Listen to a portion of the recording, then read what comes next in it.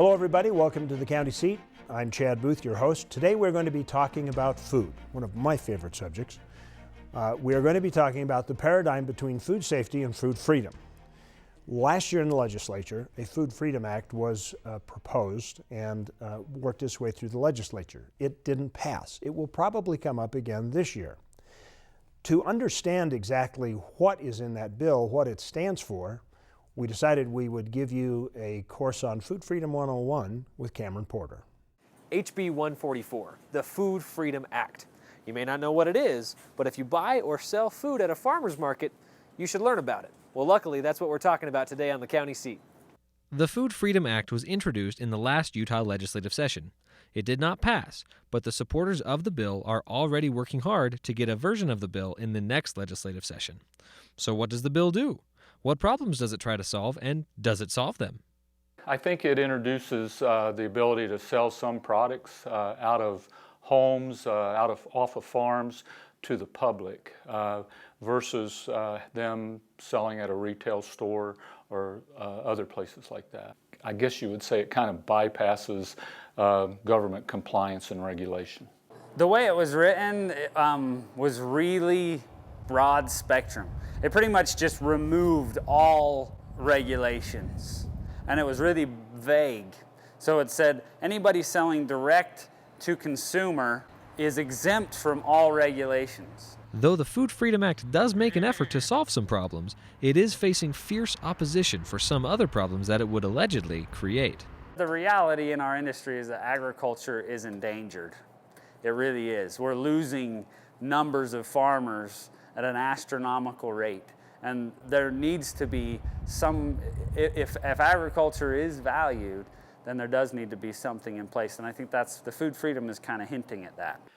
I think the main problem is the safety issue involved. A lot of the farmers and producers are thinking that the folks that want to buy this food that they want to sell direct to already have the knowledge, working base, they come from farms, they come from rural communities that want to purchase. And a good example would be raw milk or just like a chicken that's produced on a farm. Well, I don't think what they really realize is the folks that do the drive-bys or happen to see a market like that or happen to hear about it and go buy a product that weren't raised that way, so they really don't know how to treat that product once they get it home or even transporting it to their house, nor do they realize what they need to do to it to ensure that it's safe to consume. Essentially, the Food Freedom Act frees direct sale food producers from any kind of regulation, with the stipulation that the consumers are informed that the products they are purchasing are neither inspected nor regulated by the state. But will the Food Freedom Act really create more freedom without causing a health crisis? We'll find out when we join our guest panel. For the County Seat, I'm Cameron Porter. Thanks, Cameron. When we come back, we will start putting together the recipe for a good balance between food safety and food freedom with our panel here on the County Seat. Welcome back to the County Seat. We are talking today about food freedom and food safety. They can go hand in hand, but sometimes they seem to conflict with each other. Joining us for our conversation from the Department of Agriculture and Food, the Deputy Commissioner, Scott Erickson. We have Tyson Roberts from Roberts Family Farms in Layton and a great produce provider for northern Utah. And Travis Waller, the Director of Regulatory Services, Department of Ag and Food. Guys, thanks for joining us today for this conversation. So, in the story we talked about food freedom and the fact that it's kind of a movement, not just a law that came up in the legislature. And it sounds really good. It sounds really appealing. But inherently, is there a problem with it? The question, if anyone is asked, should you be able to go and buy food from a farmer, almost everybody's going to say yes. And we agree with that concept. We, Envision Utah just did a survey, and more than 60% of people in the state want to have more local food available to them. And so we support the concepts of local food being available, but the challenges are the other aspects that come with it. There are some inherently dangerous, potentially hazardous foods that come with it that concern us. all of us know that you can't leave chicken out on the counter in your kitchen. And if it's out for too long, it inherently has some health risks. And whether it's chicken or raw milk or other potentially hazardous food, it could potentially cause a problem. So, I mean, that's a pretty obvious given. Do you see anything different with this? I mean, you take a bucket of strawberries from your farm, you put it out on a counter at a farmer's market, and pretty much somebody goes home and rinses it. They're not going to have a problem with it, right? Well, yeah, most of the products that I produce, fruits and vegetables, there's little risk to them. So that, they're not a high risk product that when I take from the farm to the farmer's market or I sell to a consumer anywhere, there's not a lot of risk for foodborne illnesses or different problems. Until it's cut, processed, it's really not changed, and there's not a lot of risk. But I'm a farmer, so I worry about my products being safe, but I'm also a consumer. I have kids to feed, and I'm buying products, so I want them to be safe as well. So I look at it as a producer, but also as a buyer. Do you guys feel that this was the Food Freedom Act that came up in the last legislature was too broad? Is that the problem? Yeah, the way the legislation was drafted, it just too wide open for anything to happen. There were no measures to protect the consumer whatsoever. All the burden fell on the consumer. As Tyson alluded to, we're concerned about potentially hazardous foods, raw poultry, raw meat, raw milk, foods that have been processed, fruits and vegetables that have been cut or cooked or had other processes occur to them. Those are considered potentially hazardous, and those are foods that need some types of control in place to make sure that they're safe. So, do you feel that the current direction or the current regulation you have in place, in Portlandia, this TV series, they've got these people that are wanting to connect with the food they eat, so they go to order chicken at a restaurant, and then they end up going to the farm, and they end up joining the commune. And it's a hilarious skit about people being connected to the food, but on the other hand, they create a potentially potentially dangerous thing because they don't know anything about food, and then they're in it. Is that part of the problem that you have? Is that people, if there's total freedom, people may not be educated on how to process the foods? That's correct. There are a lot of competent people out there that are able to handle food correctly, and they know what they're doing, but there are fears. There are some people that may not fully understand the potential hazards associated with certain types of foods, and they're not required to under the way the Food Freedom Act was written. They're not required to learn about those types of potential hazards. Yeah, okay, great. Well, we're going to take a quick break here. We're going to come right back to the county seat, and we're going to talk about what's already in place and get a perspective from a farmer about how he feels about the regulatory environment in which he operates. We'll be right back with the county seat.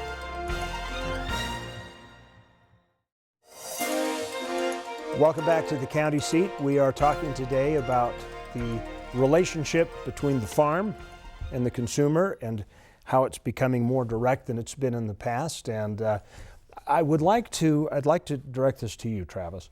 There's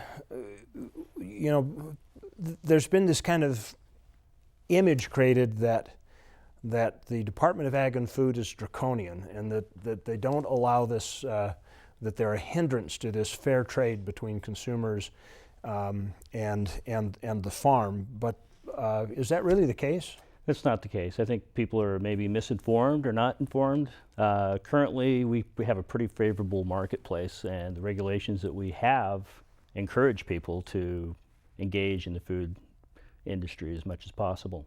I did hear somewhere that somebody had indicated, I believe from your department, that some of the things that they actually were proposing or were in the legislation actually were already in place in the regulations within the department? Yeah, that's correct. Like raw fruits and vegetables, people are free to sell those wherever they want. They can sell them from their front yard if they want to. They can sell them to grocery stores. There are no regulations whatsoever on that, except for the fact that if you store them up off the ground.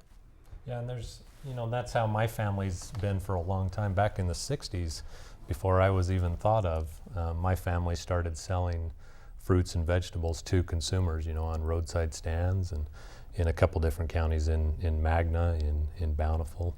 And, you know, our products have always been available. You know, there's regulations, you know, like Travis said, you know, when we do sell at a farmer's market, you know, you keep it off the ground. There's different things, but they're basic things that you know, help us to keep our products safe. But in the same run, there's some of the higher risk products that are available now. Raw milk. I have a friend up in Midway that, you know, he's able to sell his raw milk now, you know, in his store on his farm. So, you know, there's different avenues that a producer can go through to get those products available to consumers. So is it the thought of the department that they're not trying to actually regulate or create a barrier to entrance into the trade, but they're just trying to protect the consumer at the end of that business relationship? Yeah, part of it is the consumer and part of it is the companies. We have a company now that started off doing some chocolates and fudge, and they went all the way through the process and decided they wanted to go to a grocery store. Well, they didn't have their labeling properly completed. They didn't have their ingredient list, and so they had to start over with all of their marketing and everything else because they had to change much of what they had done.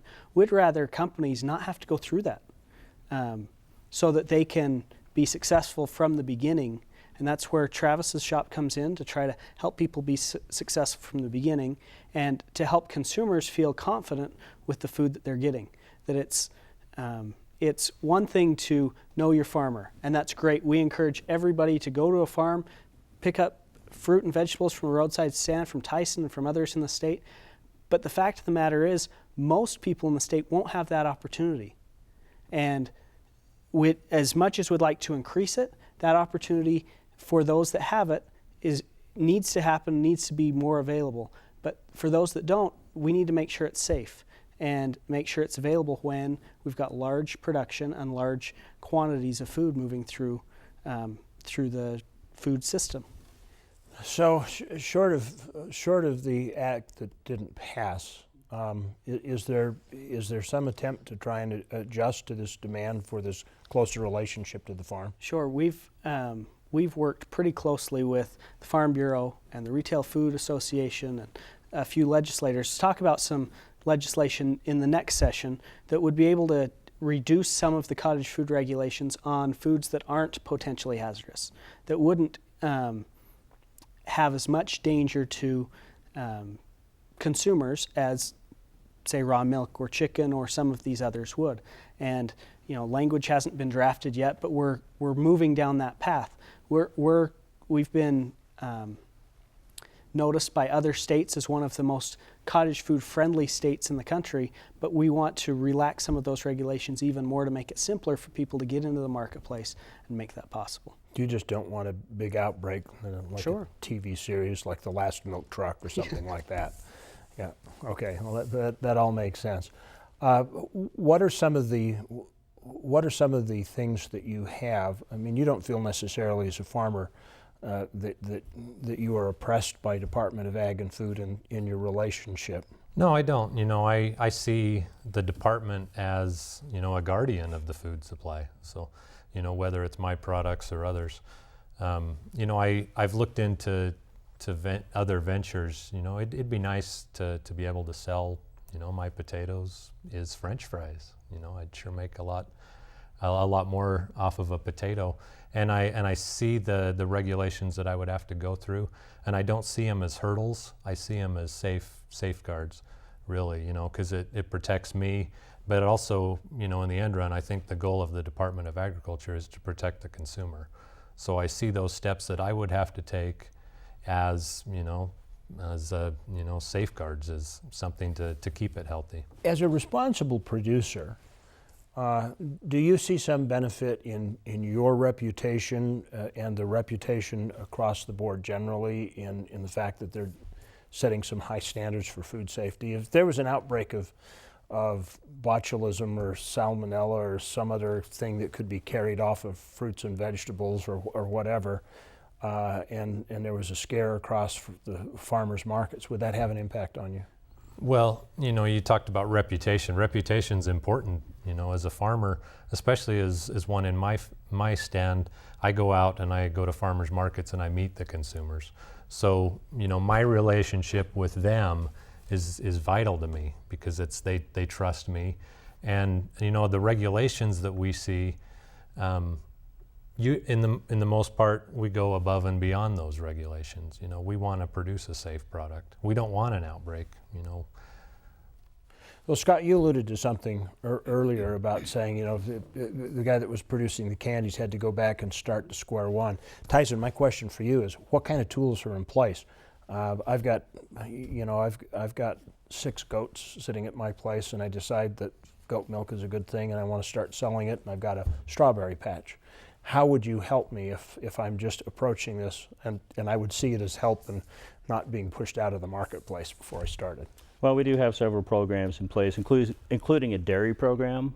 We have a raw dairy program. We have a pasteurized milk program as well. So depending on what your desires would be, what your needs would be, we would go from there. But let's just say you want to make goat yogurt with your strawberries, and you want to pasteurize it, hopefully. We would help you jump through the hoops or whatnot to make sure that you're doing things accordingly to make sure your product's safe, wholesome, and honestly presented. So is this a hurdle that actually can keep people out? Can a small guy get himself from point A to point B where he can actually start making money off of his produce? I might throw that your direction, Scott. You know, Travis would know the number better than I do, but we have hundreds, if not thousands, of cottage food producers that are, most of them aren't doing this full time, but they are in business making food out of kitchens and making money off of it.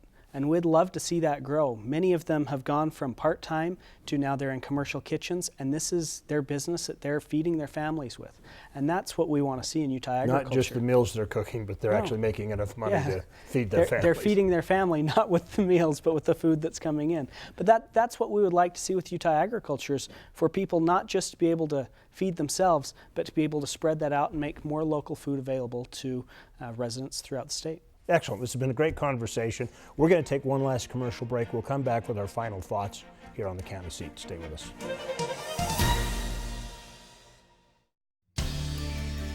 Welcome back to the County Seat. We are talking today about farm to consumer, that direct relationship, and some of the challenges. Talked a little bit about food freedom.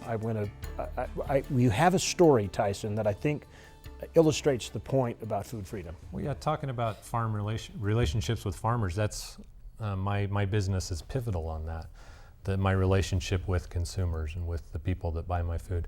I sell at a farmer's market in Evanston, Wyoming, where last year similar legislation to this Food Freedom Act passed.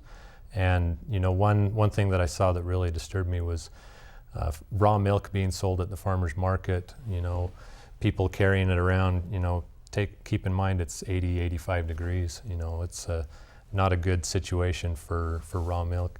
You know, containers that leak, setting them on my tables and buying my products. There's just a lot of risk for me in cross-contaminating and putting my consumers at risk. So it's a scary thing that some people might not look at. Some of the other aspects that we're concerned with is labeling of products. Some products might have allergens or be allergenic, and if that's not properly disclosed to the consumer, it could be pretty serious for an individual who is sensitive to certain types of foods. Other aspects of the bill that did not sit well with us was the lack of traceability. How big of a problem could that be? Well, here in Utah, we do have some raw milk producers, but because of the systems we have in place, if and when there are problems with raw milk, we are able to identify them quickly and put a stop sale to those products until the farmer is able to get the problem worked out. Does that apply to vegetables too? Can that potentially have a bad situation? Potentially. It could potentially be detrimental to a commodity group. And we had a situation that Travis's inspectors found the strain of salmonella in cucumbers last year from a farm in Mexico. And because they were able to identify what farm they came from, we were able to pull that product off of the shelf in grocery stores around the western United States to prevent other people from getting sick. And that's one of the advantages of having this traceability, is not just preventing one person from getting sick. That will happen. As much as we don't want it to, people are going to get sick from food at some point. But preventing that from being an outbreak and from impacting dozens and hundreds and thousands of people, that's what we want to do, is prevent that from happening. I would almost imagine that without that kind of traceability, you had an outbreak, you basically eliminate cucumbers from the entire Utah market instead of just the ones that were infected. Would that potentially be what you'd have to do? Potentially, and one of the issues is if there's a cucumber outbreak, or milk's a better example, if there's a problem with milk, it's not just the raw milk or milk from this area of the state that sees a drop in sales, it's milk in general. Or if it's produce in general. And so it doesn't just impact Tyson if it's coming from Tyson's farm, it impacts everybody else. And also if one farmer's market is affected, then it could affect my farmer's market, in a neighboring city. There might be people that are worried about shopping at a farmer's market if there was an outbreak.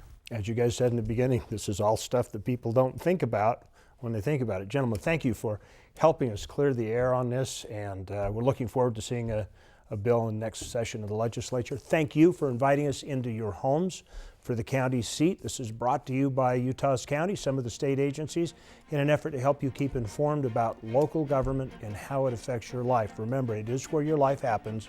Be involved, be part of the solution. We'll see you next week on the county seat.